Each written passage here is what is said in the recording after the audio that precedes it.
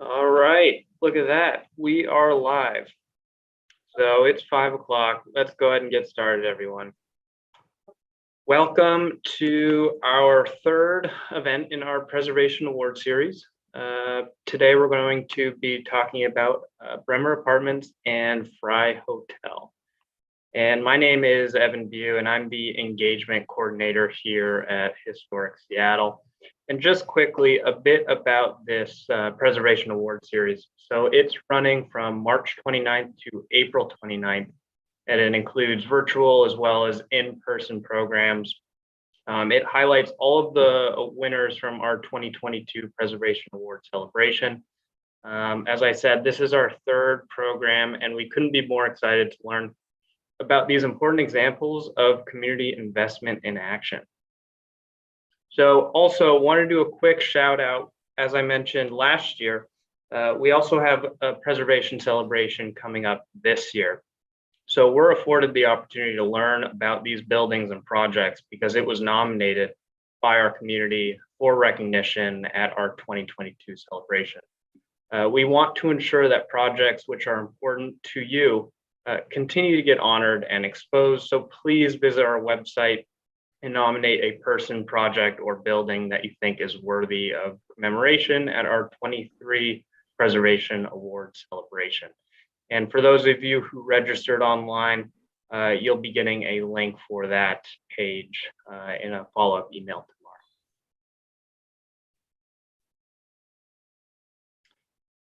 And just quickly, for those who aren't familiar with Historic Seattle, our mission is saving meaningful places to foster lively communities.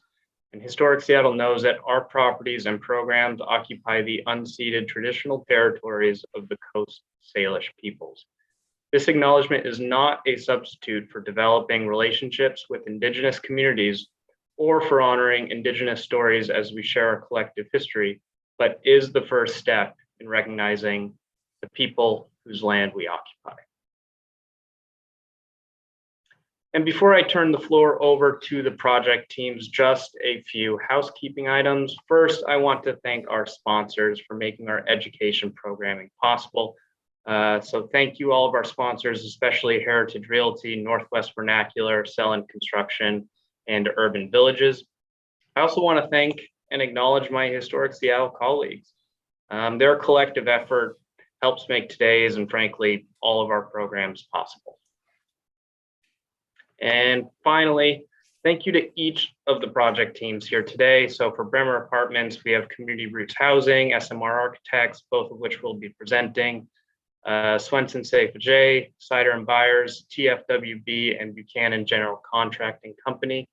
And then for the Frye Hotel project, we have Low Income Housing Institute, Environmental Works, both of which will be presenting, Walsh Construction, and Pioneer Masonry Restoration.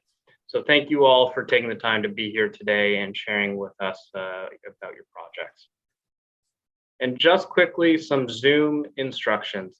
So we have closed captions as an option. So if you want to access those, go ahead and enter the options bar. If you don't see a button called captions, go ahead and click the three dots that say more, and there'll be a captions button there. Click that. You can turn on and off closed captions as needed. So with that, I think we are ready to pass it over to the Frye Hotel team.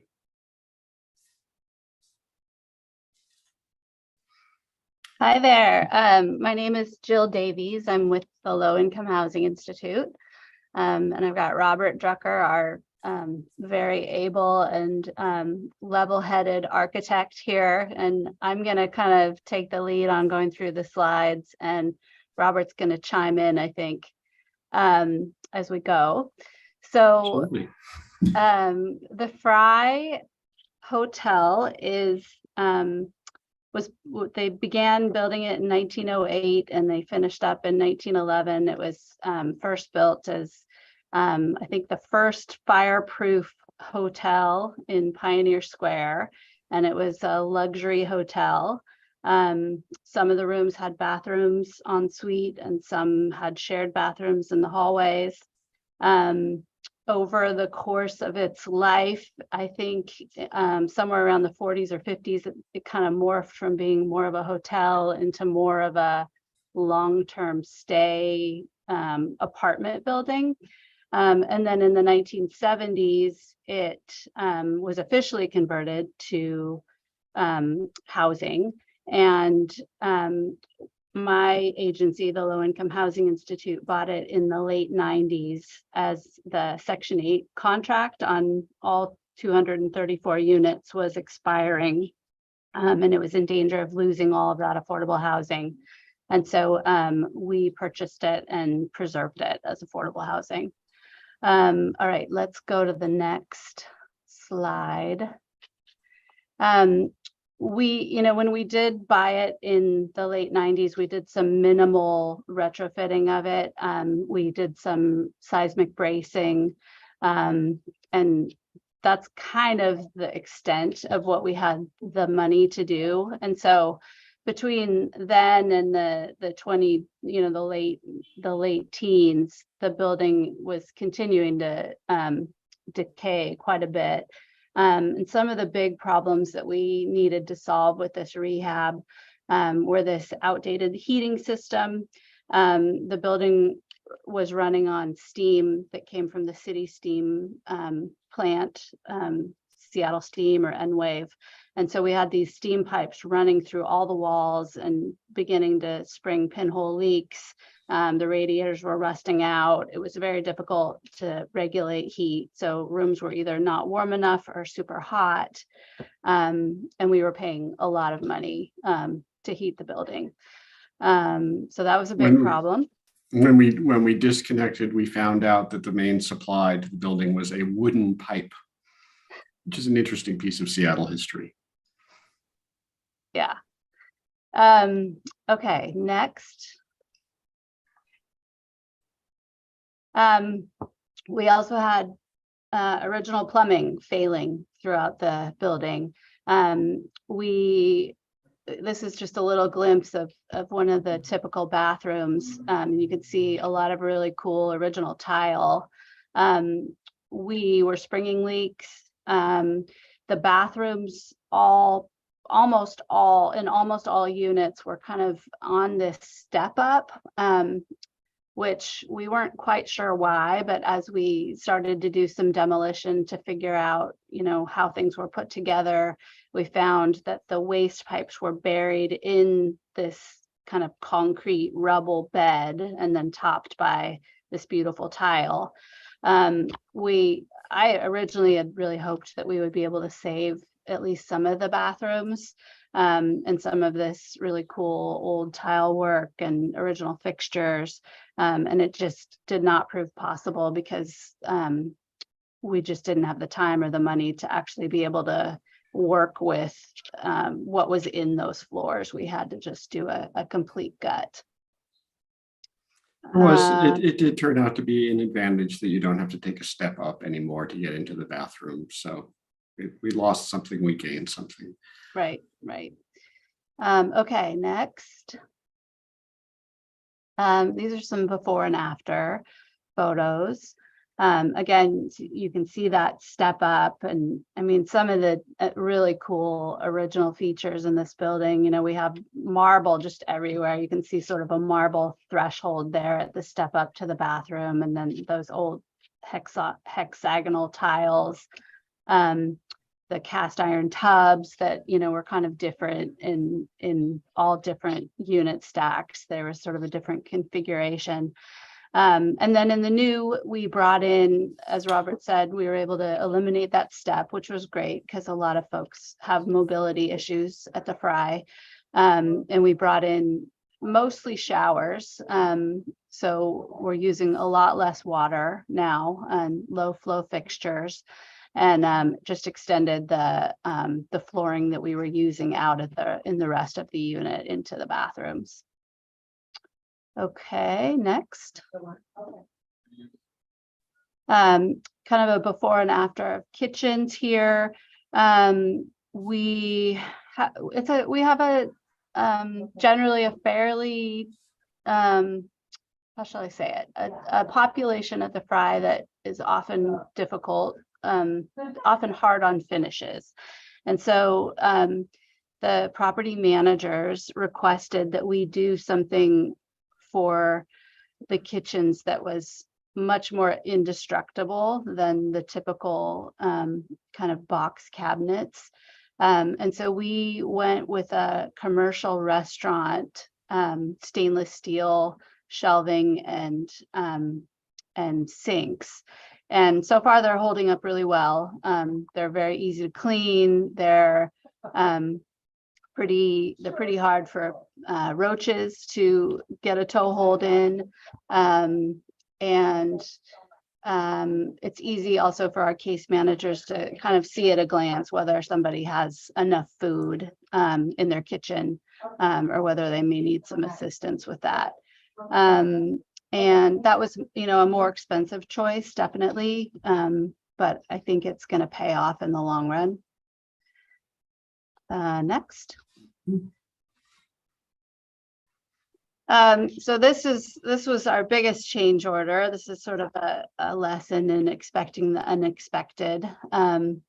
We went into this project with an allowance for the cornice repair, kind of relying on what we could see from the outside.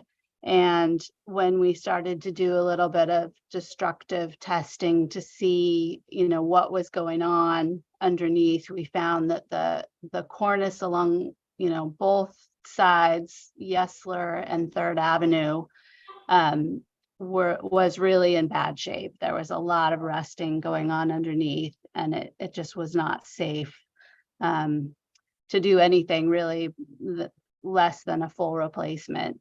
So this view is from the roof of the Frye, kind of looking north. You can see behind this guy's legs, you see the Morrison there on the left and the King County Courthouse on the right. And then, so that's a lot of frontage.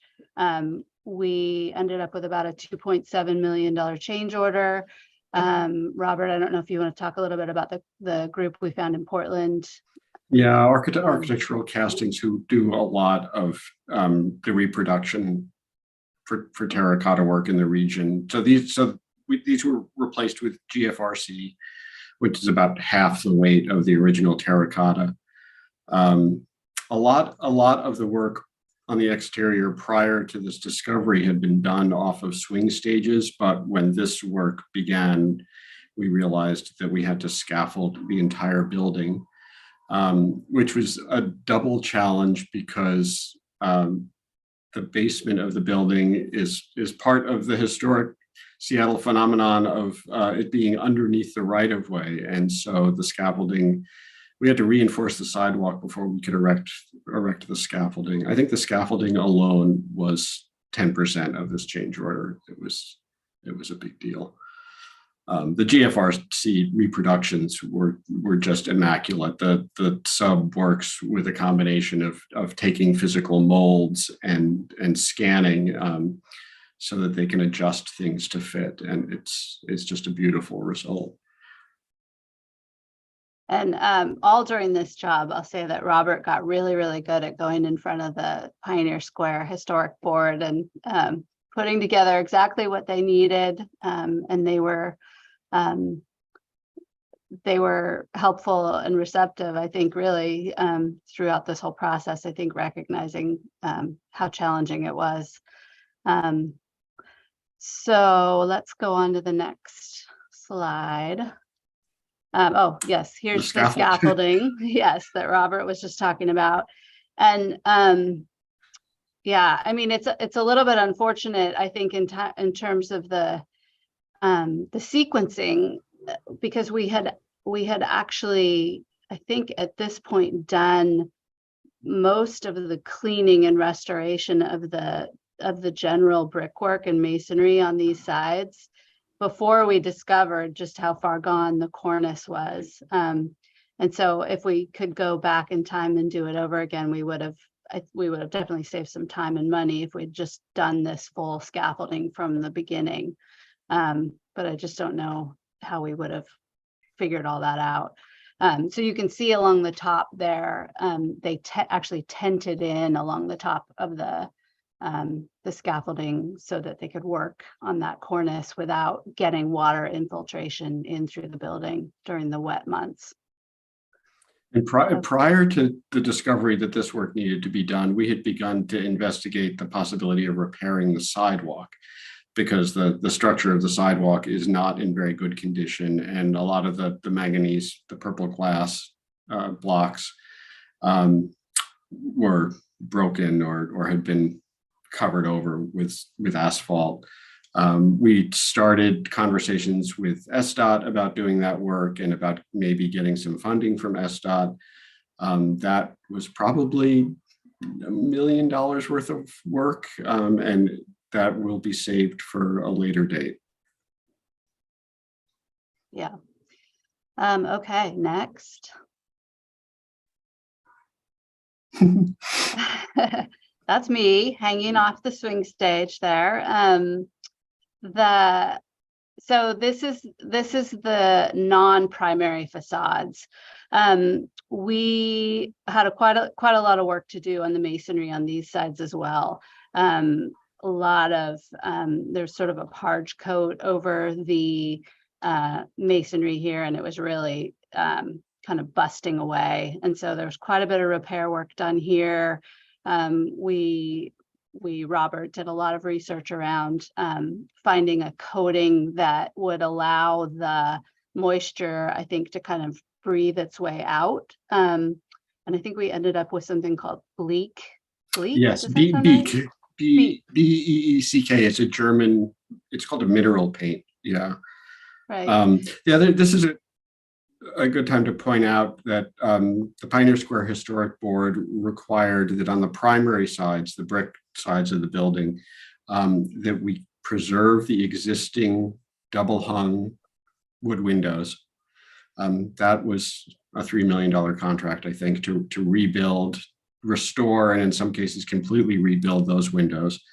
But on the non-primary sides that you see here, we were allowed to install a modern window. We chose an Anderson, which is at the very limit of their manufacturing ability in terms of size. But we were trying to do everything we could to improve the energy performance of the building while respecting the historical fabric. There's another slide, I think, that shows some of the brick repair work that we did. We'll talk about that when we see that. Okay, next. Yeah, this is it. There it is. So this is the south side of the building. Right, and more kind of costly change orders here where you see the bricks taken out. On the lower right, we found more areas where the water had gotten in over the years, and the steel underneath was sort of swelling and pushing the brick out. So yeah, quite a bit more work there and retucking. This is the labor of love part, and Jill, the truth is that every generation someone's going to have to come back and do some of this. The transitional masonry means that they were experimenting with a steel frame and a steel structural frame and encasing it both in concrete and in 3 withes of brick. And so moisture movement into and through the building and seasonal drying results in gradual corrosion of steel, and that will forever be a thing. And I guess on the good side, when the steel rusts and scales and swells, it pushes the brick out. So you can see where the failures are happening. But this repair involved removing that brick in those areas and either scraping the steel back to structural metal, or in some cases cutting out the steel and welding in new, priming and replacing the brick. So I think from the historical example, this will continue to happen, and at 30-year intervals, you're going to have to fix it. Yeah. And I don't know, Robert, do you think this is a good time to talk a little bit about the challenges around the code, the new energy code, and the Sure. many conversations we had about insulating the interiors? Yeah, absolutely. So the energy code would have dictated that we insulate all of the exterior walls of this building. In addition to the huge cost and the fact that it would reduce the size of all of the units, we found that it had a couple of other challenges. One of them being that insulating the interior would change the dynamic of moisture movement and of seasonal drying of these walls. And the building is part of the Pioneer Square Historic District. So it's the exterior of the building that's considered a contributing factor to the Pioneer Square District. So we couldn't touch the outside. And we ended up arguing that anything that we did to change the way moisture moves through this building would threaten the exterior fabric of the building, and we just weren't willing to take that risk. So we successfully argued that we were doing many other things to address energy code, and so we were able to avoid insulating the exterior walls. Okay, let's move on to the next slide. This is we had a lot of conversations about what product to use on this historic brick, and we found one eventually that you can see is pretty amazing. I can't remember what it was or what, and then I think, did we seal it or we didn't seal it? We did not. We did not seal it. That was another argument. Yeah. Yeah. On a modern building, on a modern cavity wall, I'm fine with applying, siloxane water resistant sealants. But on this building, again, I thought that anything that we did to affect breathability would be detrimental. So this is a Prosoco. I think it's a mild detergent product, but mostly it's just a lot of water. It looks great. Yeah, there was a lot of grime built up, so it was really pretty after we got it all cleaned off. Okay, next. Code stuff, more challenges. We had this just gorgeous interior marble stairway, which wasn't tall. The railing wasn't tall enough. So we kind of went back and forth on different possible solutions. And, one idea was to do, a cut down the middle of this wooden railing cap and install some sort of a plexiglass. I pushed for this solution, which is maybe not the most elegant, but I do feel like at least it did the least damage to the existing marble. And, in the future, if there's some humongous grant that comes through, then somebody can come back and do something more elegant. Okay, next. So this was an occupied renovation, 234 units. We probably about 9 months prior to starting, we stopped refilling vacancies. So I think by the time we gave notice to proceed, we had, I think, around 50 vacant units. And so the way we had to do this renovation was in stacks, because we needed to be, unit on top of unit for the plumbing. And so we worked really hard to move tenants out of stacks. We usually did sort of 2 units or 3 units, depending on the zone, at a time. And we would move them to a future zone or to a zone that had already been done. I think there's a picture coming of the walls in my office and the crazy Post-it thinking that, went with trying to figure all this out. It was sort of like the most complicated seating chart of all times. So we, it was on the pro side, it was great. Everybody who had lived in the building at the time we gave notice to proceed was able to stay in the building. We had a lot of conversations with people about, well, you've lived on the north side of the building for decades, would you be happier on the south side with a little bit more sunlight, or would you be happier, on a lower unit, on a lower floor, if you don't want to use the elevator? And so I think we were able to accommodate a lot of wishes. On the con side, it went much slower, obviously. If we had been able to empty the entire building, then we could have really gutted it, and we wouldn't have been subject to the same fire codes, right? Like, I mean, we could have opened up walls and had shafts open, and we were not able to do that. We had to move really carefully because we had to have a functioning fire system during the whole construction. It was a lot of moving folks, and at a building like the Frye, there's some hoarding issues, not in every unit, but in some units you'll find hoarding, you'll find bed bugs, you'll find roaches. And so we had sort of a whole protocol that we had to go through, not only to get the tenant moved out of the unit, but also to get it to a place where the contractor felt safe and comfortable bringing their workers and their subs in. So it was a lot of work. Yeah, the bed bug issue was another reason why we didn't want to insulate the exterior walls. We thought that would just provide another place for them to live.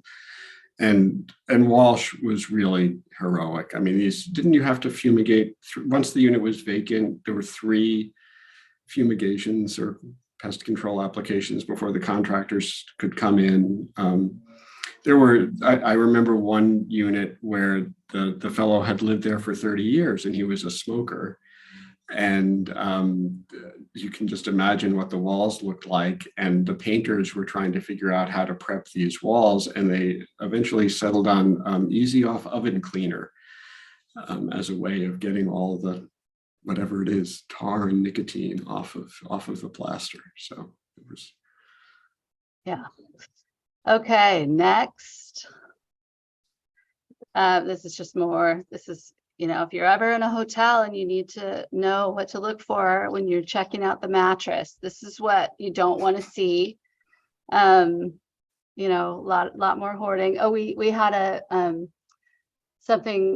technique that we coined trash for cash, where we basically would pay people to kind of get rid of stuff and downsize and do like spring cleaning. That was pretty effective.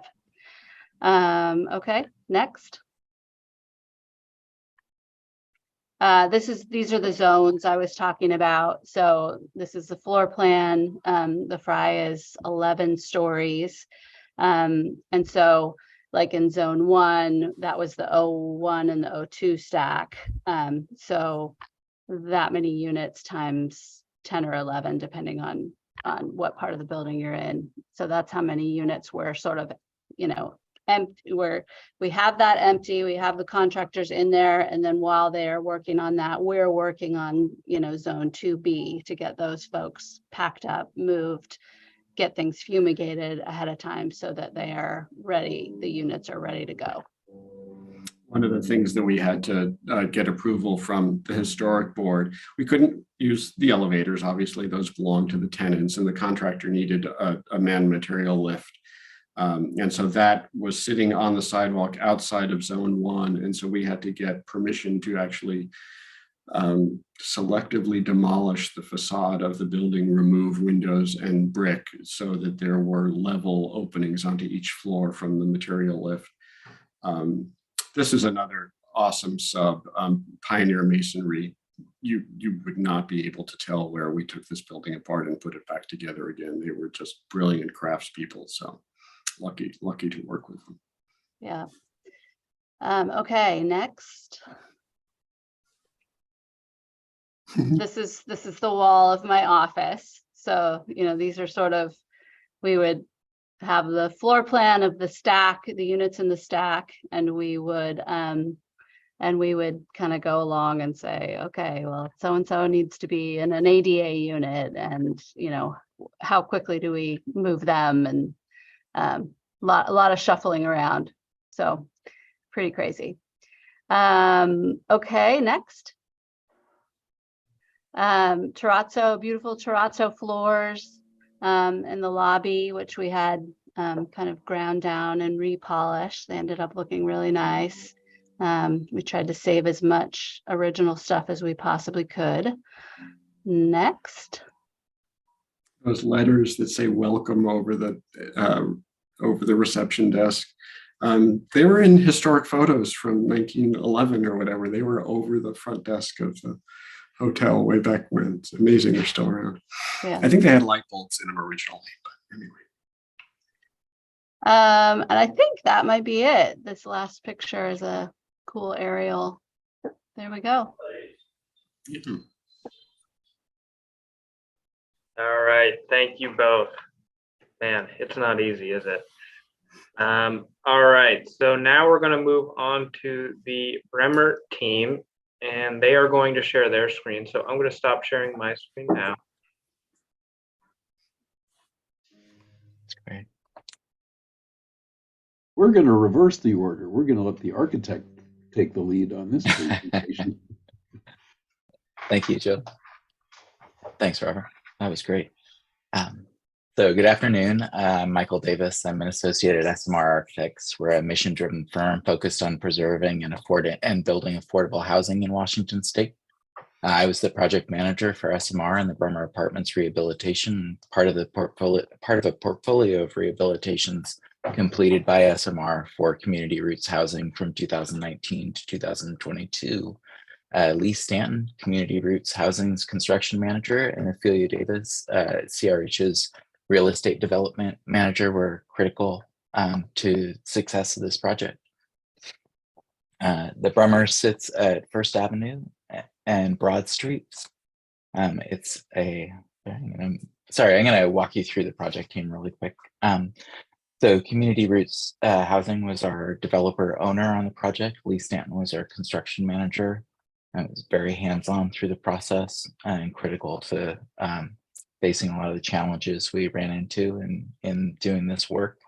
Ophelia managed a lot of the paperwork and was directly engaged with the Federal Emergency Management Association, who supplied some critical funding for the structural rehabilitation of the Bremer. Swenson Faget Structural Engineers were our structural engineer, with Derek Olgren as lead engineer. Sider and Byers Associates, John Schaefer and Jonathan Hall, were our project engineers. And Kevin Wortell at TFWB Engineers was our electrical engineer. We worked closely with Fourier Building Science on addressing some of the challenges at Bremer. And Sitewise Civil Design helped us with some kind of minimal right-of-way work that we had to do in providing a new domestic and fire water supply for the building. Buchanan General Contracting Company was our general contractor, with Zach Dabb as project engineer and Sam Deering as superintendent for the majority of the project. I worked with Clearview Mechanical, Washington Heating Cooling, and electric wire, all wire electric on electrical replacement, and JMS Masonry did our repointing on the building, and O'Brien 360 was our commissioning engineer for the project. The Bremer Apartments are located at First Ave and Broad Street in Belltown. They're constructed in 1925 for client George Bremer, designed by architect Max Allen von Haus. Today, the Bremer is one of a diminishing number of character buildings still standing in the Belltown neighborhood. Community Roots Housing, formerly Capitol Hill Housing, acquired the 49-unit property in 1992. It oversaw a minor rehabilitation at the time, also conducted by SMR Architects, which included the provision of new plumbing systems, plumbing fixtures, lighting, and some interior finish improvements and window replacement. In 2018, the nearly 100-year-old building was deemed high risk by the city of Seattle. In a partnership with Federal Emergency Management Agency, the more recent rehabilitation included seismic retrofit to address the building's unique wood-framed load-bearing structure and double-wide masonry veneer, stabilizing the veneer and the parapet against the effects of the seismic event and protecting the life safety and residents of the community. Yeah, interestingly, the seismic analysis showed that while the building might stand up in an earthquake because of the load-bearing capacity of the wood The brick veneer might not. Yeah, and the veneer was actually stable. It was providing the shear for the wood, and then the wood would fall down once the brick pulled away. So it effectively was a URM. Yeah, and very interesting building envelope, which we'll get into down the road. Seismic stabilization was fairly extensive and included the introduction of new shear walls, parapet chimney bracing, wall anchorage, and in-plane shear blocking, and new footings. Temporary shoring was required to support the existing structure, while new foundations were poured to tie the shear wall system together with these new foundations. This primarily occurred at the basement level. There are also two apartments, laundry facility, and electrical and water service room that are located in the sub-basement. The front's on the alley. So there were new foundations poured principally at the basement level and new floorings poured at the sub-basement. Yeah, the sub-basement was a daylight sub-basement. The benefits of being built on the hill. Yeah. And as the historic records show, there was a lot of on-the-fly design that occurred during the original construction of the building, squeezing in units where they could. So the existing masonry walls were cleaned and repointed prior to completion of the other structural improvements. The design team selected a galvanized rosette as the wall anchorage. The rosettes were necessary because we didn't have sufficient thickness in that double white wall to use a blind epoxy attachment for the floor attachments. So we went with the galvanized, which when first installed were very, very bright and visible, but they've weathered in already pretty well, which was the intent. Getting into the wall. So when we started work on Bremer, our scope was quite a bit smaller than what we ended up doing. The seismic work was fairly extensive. We had to do a significant number of shear walls, which required us to remove the existing plaster and lath finishes. In doing so, we were required to bring the units up to current electrical code, but we also discovered in that process that we had pinhole leaks in the copper piping that ran through the building, and we also had a failing waistline system. Yeah. Much of the PVC that was throughout the building had become really, really brittle, and we had a lot of lost connections throughout. We sort of discovered as we were doing some sort of backwards research that there was a period where the ABS lines, there was a manufacturing flaw in the ABS in the mid 90s for a period of time, and there were hairline cracks on almost every connection. So that was $600,000 we got to pour down that rat hole. Yeah. And really disgusting discoveries within the wall cavity, as you can imagine. The upside of this extensive work was that we had really dark and dank corridors, poor ventilation, poor lighting throughout, creating a pretty inhospitable environment for the residents. We replaced the finishes and buried a lot of the infrastructure that had been surface mounted, having been added after the original construction. So we were able to bury electrical, sprinkler systems, and other components in the building with a much more pleasant result. Yeah, effectively every major system was completely replaced. And in contrast to the Frye, we worked through floor by floor rather than stack by stack. This was So we needless to say, you can tell from the walls that no one was living there. now we cleared the building, but that gave us a 12-month ticking clock to get all of the work done. So before we had to repopulate. The building's unique construction presented some real challenges in providing insulation and bringing this substantial alteration up to code. When we got into the walls, we discovered that the exterior building assembly was a wood-framed load-bearing structure with a double white brick, open cavity between, and no exterior sheathing on that wood framing. So working closely with Fourier, we developed a system where we introduced low global warming potential spray foam into those exterior cavities at the interior face of the brick to a depth of 2 inches so that we could shift that dew point outside of the wall cavity. And then we backfilled with fiberglass insulation and enclosed the walls, typically with a plywood sheathing and then a layer of gypsum wallboard for most of those shear walls. The result there was that we had a really, really tight and well-performing building envelope.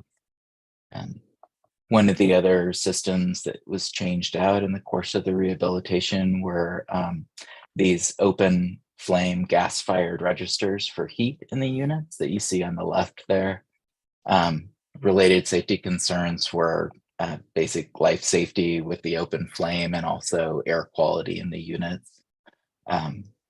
We didn't have sufficient electrical capacity at the Bremer to be able to move everything to electric heat or electric ranges.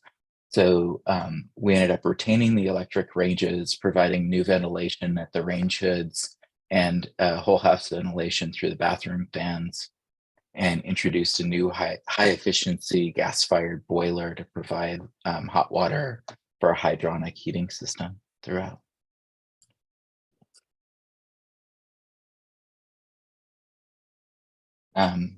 Because of the extent of the removal of a lot of the interior finishes, we unfortunately had a few instances where existing character defining features were damaged or had to be removed. In these instances, Buchanan and their skilled craftspeople took really great care in replacing, rehabilitating those elements to their original appearance with a really happy result. The Bremer's entry stair is a really, really wonderful feature in the building from both the interior and the exterior. And because that space is a space that all of the residents and visitors come through when they enter the building, the team really chose to focus its efforts on this space, restoring the historic terrazzo in space and rehabilitating all of the finishes. As a substantial alteration, we faced a similar issue to the Frye in that we had to provide a guardrail height handrail at the stairs. We chose to kind of carefully integrate new metal armatures and a wooden handrail to be able to achieve the height requirement and minimally impact the existing balusters, handrails, and newel posts. And it came out really well. Yeah, and the unfortunate thing in the historical perspective is that because of the degree of seismic modifications that were necessary, all of the charm that had been in original building had to get demoed. I mean, there were lots of site-built cabinetry. It had been, I think it was a former hotel. So there were a lot of built-in bureaus and storage cubbies and through-wall lockers where you could hang your dry cleaning. Yeah, if we go back here just a couple of slides, yeah, That there you survived. can see in the corridor these little pass-throughs.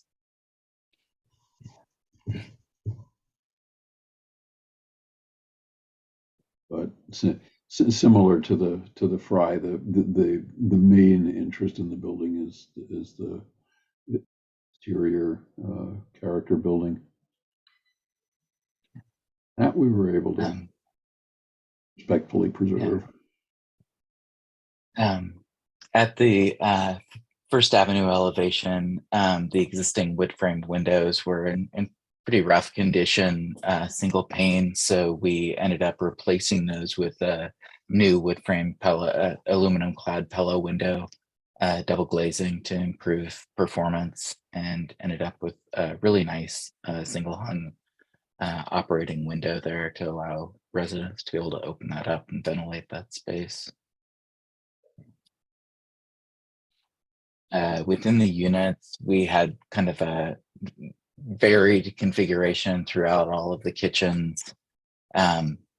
Because of the extent of the seismic work, most of that original casework had to be removed. So we developed a fairly standard layout for most of the studio and 1-bedroom units, which made for a much more efficient use of the space and provided more clear space in these pretty small kitchens.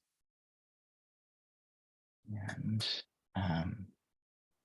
living room spaces, again, really refreshed the interiors and brightened those with new LED luminaires and new finishes throughout. Yeah, and for those who might be interested, that image on the right, staged, it's Photoshop. Yes. Who knew? Yeah, so these were part of Bremer's marketing effort in repopulating some of the vacant units. And then getting up to the top of the building, new diaphragm at the roof, replaced roofing membrane, removing those gas-fired wall bangers. We were able to eliminate a lot of the flues and related flues and roof penetrations. As part of ESDS compliance, we also added a small photovoltaic array at the roof and really cleaned up roof access. The historic building had a non-compliant roof access, and so the fire department also required us to provide a new means of access, which we did at the primary entry stair. All in all, yeah, and because it was a substantial alteration, corridor ventilation systems and that kind of thing all had to be brought in and integrated.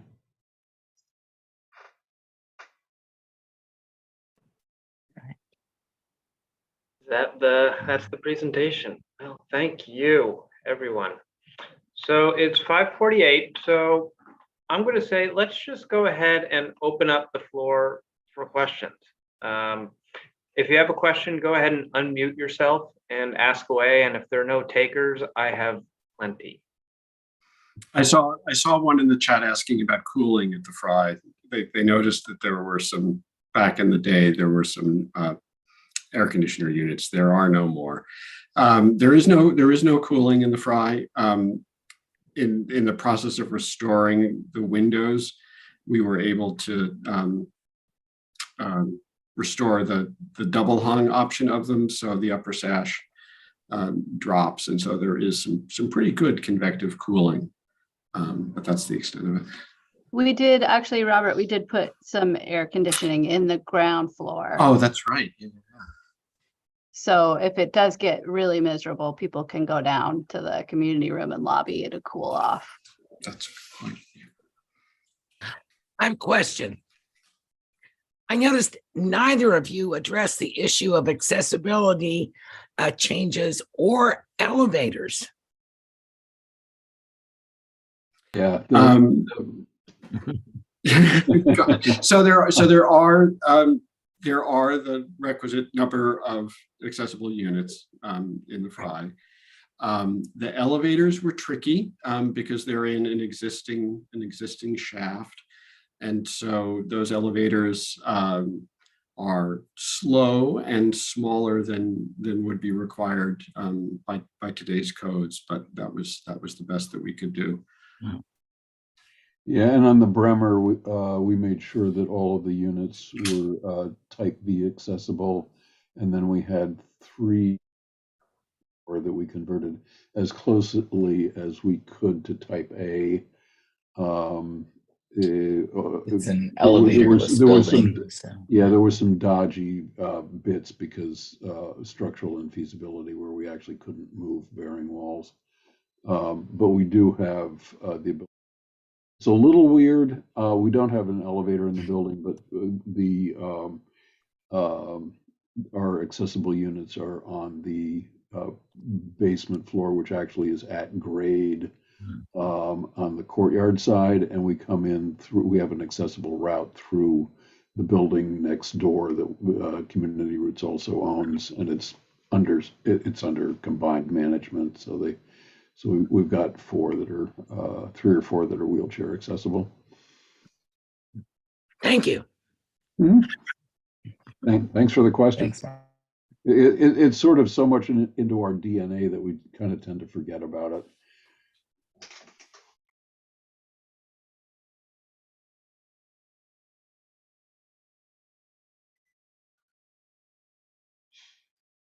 Well, I've got a question. Have you heard any or received any feedback from the residents? I must confess I have not, because I'm buffered by my team from that kind of stuff. We hear about it all at the front end about what's wrong, but we figure it's a job well done if we don't hear anything. I'm sure Jill has heard lots. I've heard lots I of imagine things. Jill and Robert heard a lot during the course of construction. Yes, I've had lots and lots of feedback. A lot of it good, and and a lot of it complaints. It's hard to live in a construction zone for 2 years. So I mean, I don't blame folks for being grumpy. I got a letter a couple of months ago, Jill. They tracked me down. I forwarded that one to you. It was lengthy. They weren't happy about how slow the elevators were. However, they did address me as maestro, so I thought that was kind of a mixed. But clearly, you were spending too much time on the job site. Right. But actually, one of the things that was interesting about this letter was the person was actually thrilled to be living in a historic building. They were very fond of the building. I guess they had been a tenant before the work. Yeah, they were pleased to stay there. Yeah, that was one difficult thing, especially at the Bremer, is a lot of those residents had been long time there and had really personalized their spaces. So it's always hard to see that have to change. But we did get a much better performing building out of the process. Yeah, keeping the amount of storage that they started with and trying to recreate that was one of the challenges. We sort of defaulted to more closets, but not necessarily more of the character, dressers and bureaus and that kind of thing. One Murphy bed left when we took over the property, and there was a shear wall that went right through that thing. Yeah. The Murphy beds that were in there were actually pretty fascinating because they rotated. So they could serve either the dressing room or the broader living room. And the dressing rooms were large. I mean, they all qualified as, it was kind of the equivalent of an urban one back in the day, where you could flip your into the sleeping closet or you could flip it into the living room. That was pretty creative, but not seismic. I have a question. Thank you, both teams, for your presentation. It was really fascinating. And Jill and Robert, so the project was an occupied renovation, which obviously you talked about the challenges, and maybe you already addressed this in your presentation. How did you decide whether to do an occupied renovation or to do one where you'd have to relocate everyone, which would have presented a lot of other challenges and expenses? How did you make that decision? I mean, I think you said it. The sheer size of the Frye with 234 units, if you can just imagine trying to find if you read the relocation laws, it has to be a comparable apartment, and comparable means a lot of things, comparable in size, comparable in location. I mean, where do you find that many available apartments in downtown Seattle or, the greater Seattle area? And just imagine the impact that has on your development budget, to pay moving costs and to cover the rent for folks during the duration of the project, and then moving costs coming back and all the coordination to do those offsite moves and move backs. It's a pretty daunting thing to consider. So, I mean, we thought about it briefly and what that would entail, and it just quickly became apparent that was kind of a non-starter for the Frye. Yeah, and the flip side of that was that we would have dearly loved to have done an occupied rehab. I think we were carrying about $2 million on our for relocation,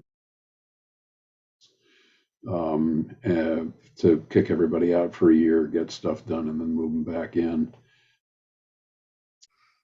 At the same time that we were working on the Frye, Lee Stanton and Yesler Davis and I were working on another 54-unit building. And Yesler knows the story better than I do, I think, but there was a market rate building that had just finished construction and I think was having trouble leasing out. And so they were overjoyed to get 54 tenants for a year. And so we were able to find homes for those folks. But they were pretty eager to move back to their building when the construction was done. Yeah, and the buildings really do have a community, and I think a lot of the folks, the downside, one of the things that scared us as owners about the project that Robert's referring to is a lot of them were, it was a senior population primarily from Asia, although they spoke something like 15 different languages in the building. And we were just terrified that that we were going to lose a lot of people because of the disruption that they were simply going to pass on. Some of them did, but most of them, blessedly, were able to move back.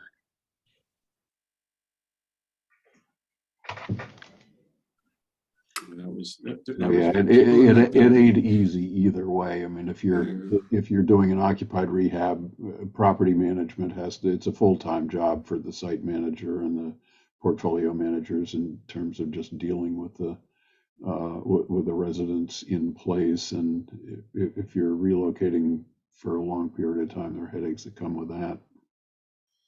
It was very sweet. Repopulating the Bremer was an interesting process too, because that rolling clock was kind of specific to units. And so we were able to bring people back in as we wrapped up floor by floor and unit by unit.